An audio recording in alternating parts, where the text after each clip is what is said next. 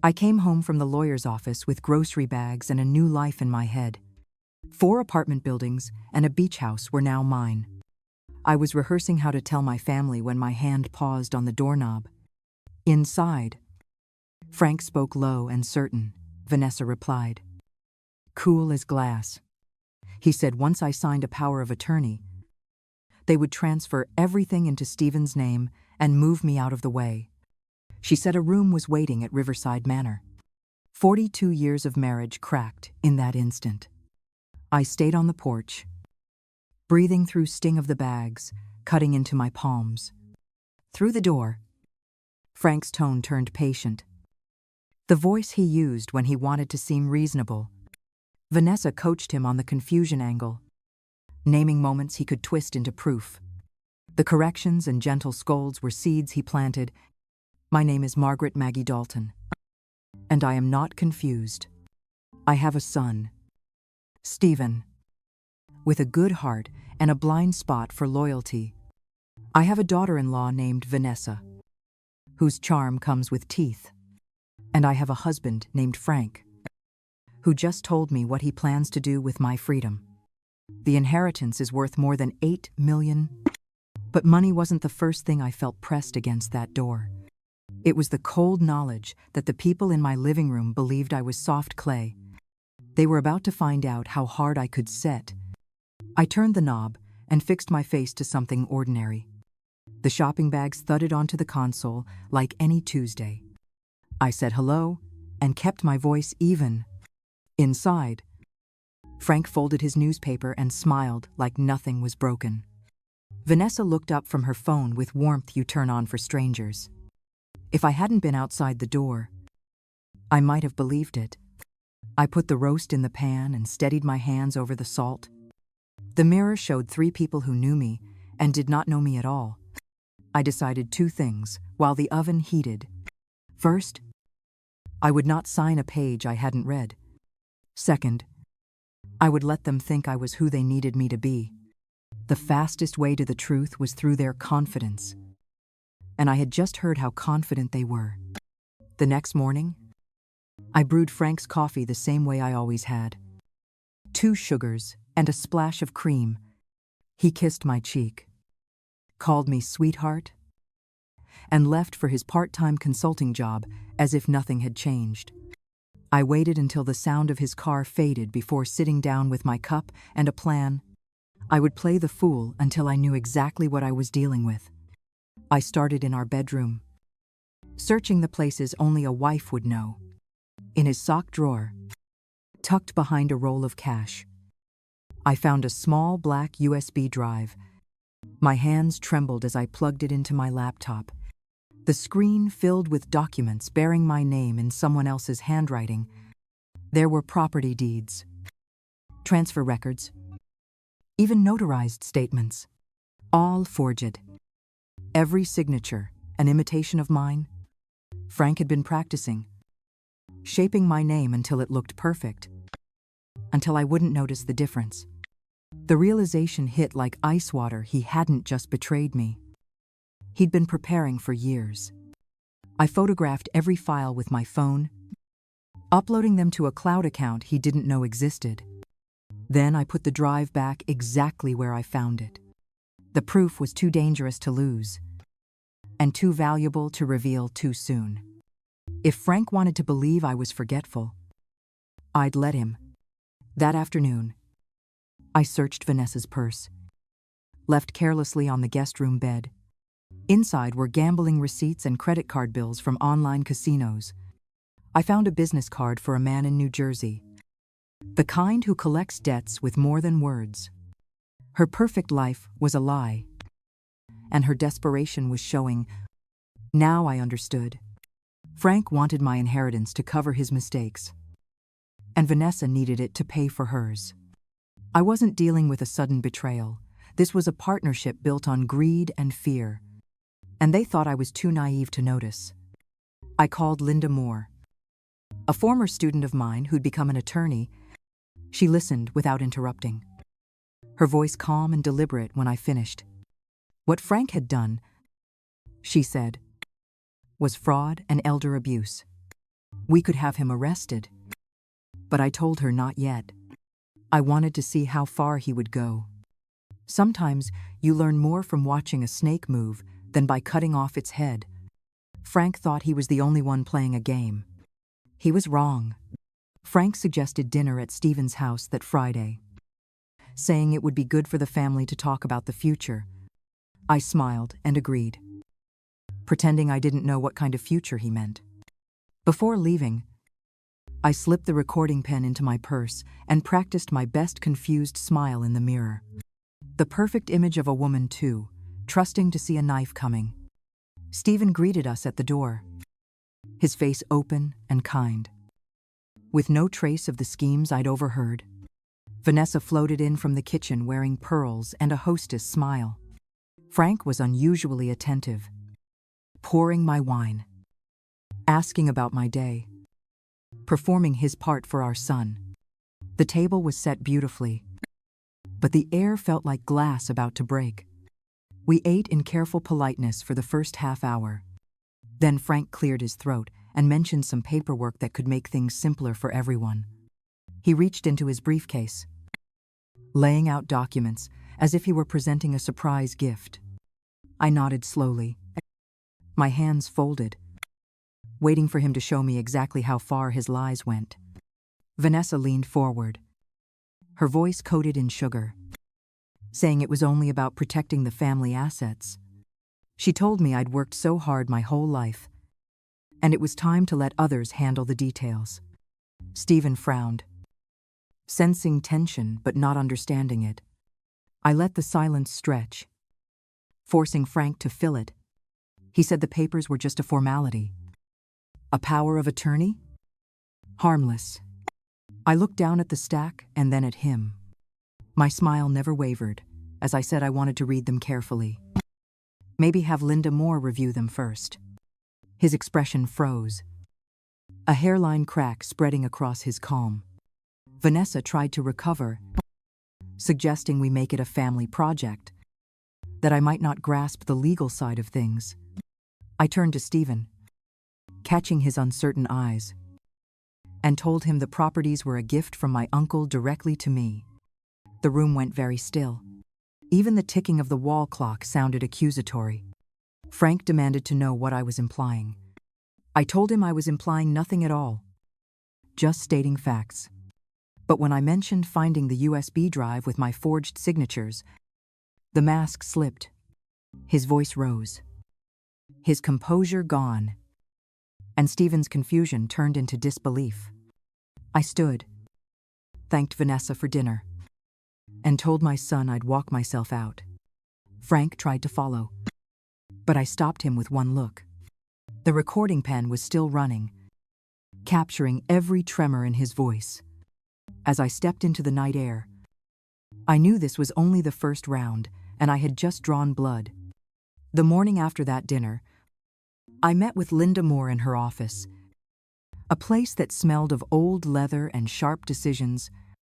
I handed her the USB, the photos, and the recording from the night before. She studied each piece of evidence with a focus that reminded me why I'd trusted her. When she finally looked up, her expression was pure steel. Linda said what Frank and Vanessa had done wasn't just betrayal, it was a criminal conspiracy. Fraud, forgery, elder abuse, 3 separate felonies wrapped in one family. I listened as she outlined steps to protect my inheritance before confronting them directly. Her calm voice was a lifeline through the storm I'd been living in. Within a week, Linda filed the paperwork to place all of my properties into an irrevocable trust with me as the sole trustee. That meant Frank couldn't touch a dollar without my permission.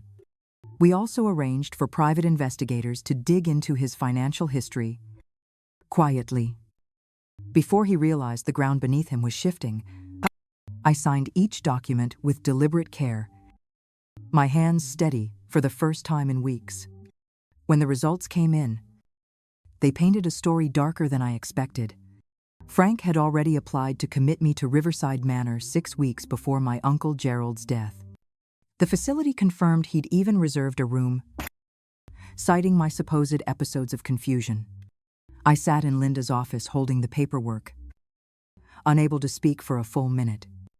He hadn't been reacting to my inheritance. He'd been planning to erase me before it even existed. I felt something inside me close. A quiet click like a door locking. Linda watched my face and said softly that men like Frank didn't improvise, they plotted. And she was right. The investigator's next report revealed Frank's hidden business ventures with a woman named Christine Avery, a real estate agent in her 40s. Together, they'd forged my signature on multiple loan applications, using my credit and Gerald's assets as collateral. The total exposure was more than $800,000. Every document was another nail in the coffin of our marriage. Linda told me we could take it all to the police immediately. But I wanted something bigger. I didn't just want Frank charged, I wanted him exposed. We decided to let him keep thinking I was lost, emotional, and vulnerable while we built the case. I even agreed to host a celebration for my inheritance, inviting friends, neighbors, and family to create the perfect stage. Frank liked audiences. He couldn't resist performing. He would smile, charm, and maybe even brag a little about our plans. All I needed was for him to speak freely, while my new recording pen waited quietly in my pocket. By the time he realized I'd flipped the board, it would be too late to move a single piece.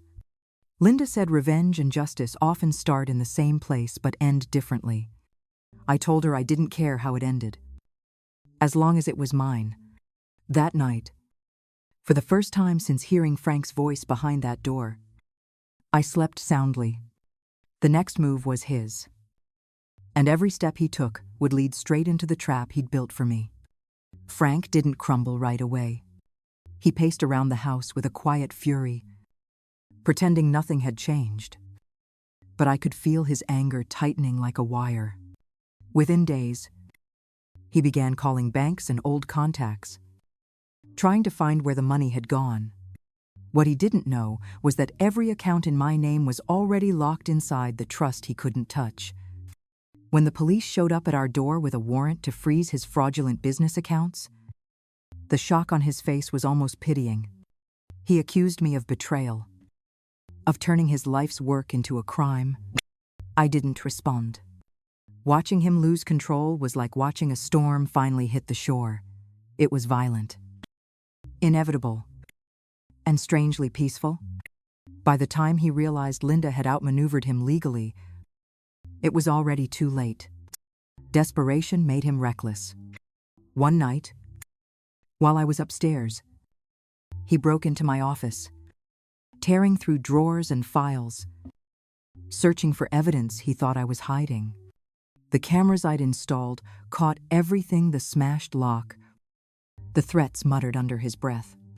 When the footage reached Linda, she smiled and said, "He just proved intent."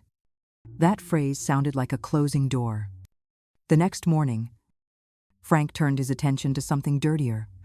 He started spreading rumors that I was losing my memory, telling neighbors and tenants that I was unfit to manage property. A few even called me to ask if I was all right. It was cruel, but also sloppy. I knew then that his pride had begun to crack. Instead of hiding, I called a tenant meeting in the community room of one of my buildings. I told them the truth, every ugly detail of the forged documents, the gaslighting, the plan to have me committed. I showed them proof from Linda's files and thanked them for believing in me. When they stood and applauded, it wasn't out of pity. It was respect. Frank watched from the parking lot as people shook my hand and offered support. He looked smaller than I remembered, a man realizing his power no longer reached anyone. That night, he tried to call Stephen, but my phone didn't answer. Frank was losing his audience, his control, and the illusion that had kept him safe for decades. By the end of the week, the gossip he'd planted turned back on him. Friends avoided his calls, neighbors crossed the street, and the silence around him grew heavy. For the first time, Frank was alone, in a world he couldn't manipulate. And I, the woman he'd called weak, had just taken away his favorite weapon, his reputation. A week later, Linda called me into her office. Her tone unreadable.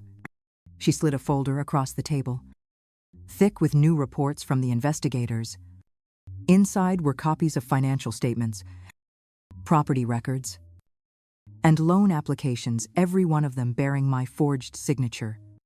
Frank and his business partner, Christine Avery, had built an empire on my name.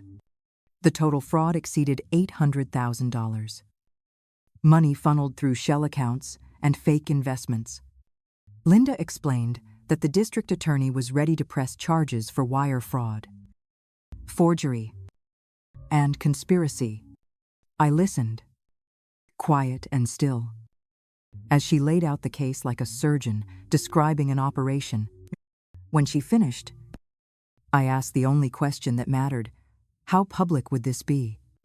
She said, very. The trial would expose everything, from the fake power of attorney to the attempt to commit me. It would be humiliating for Frank, but the evidence was unshakable. I nodded. Because humiliation wasn't my goal, it was truth. I wanted everyone to see the man behind the mask. Christine Avery was arrested first. Faced with the evidence, she confessed immediately and agreed to cooperate. Through her statement, we learned that Frank had promised her partnership, a new life, maybe even love. Instead, he'd used her as cover for his crimes, just as he'd used me. She turned over emails, signed contracts, and bank records that destroyed whatever defense he thought he had. When the police came for Frank, I didn't watch the arrest. Stephen did. He called later, voice shaking, saying his father had tried to charm the officers, then shouted about misunderstandings until the handcuffs closed. I thanked my son for being there, though neither of us said what we were really thinking, that this was justice years overdue. The trial lasted 3 weeks.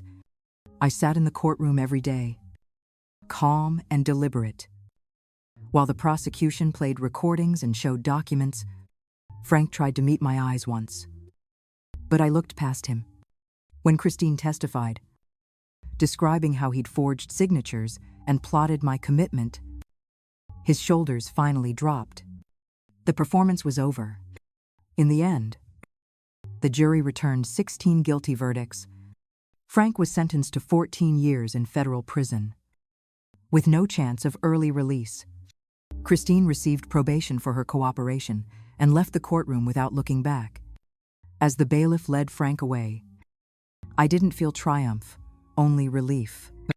The monster had been unmasked, and the play he'd written for me had reached its final curtain. A year after the trial, I moved into the beach house my uncle left me. The air there tasted different salt and freedom instead of fear. I managed the apartment buildings with a young assistant named Kayla, who reminded me of the woman I'd once wanted to be before 42 years of compromise. Life had turned quiet, but not empty. Stephen visited often with my grandchildren. We'd walk the shoreline, the kids chasing waves while Stephen talked about rebuilding his own life. Vanessa had left, taking her mistakes with her, and I could finally see my son free of her shadow. He told me once that strength must run in the family. I told him it was learned, not inherited. One morning, I received a letter from the federal prison in Oregon. The handwriting was unmistakably Frank's, careful, proud, still trying to control the story. He said he was sorry, that he didn't expect forgiveness, that he hoped I'd find peace. I read it twice, folded it neatly, and placed it in the fire.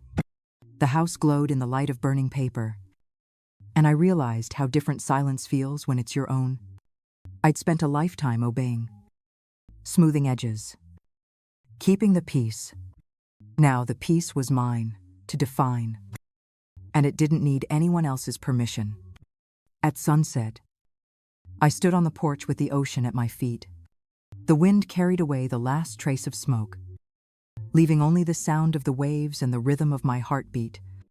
I thought about Uncle Gerald and the gift he'd given me, not money, but a second chance. Frank had tried to erase me, but I was still here. And I had learned that the strongest revenge is simply surviving well.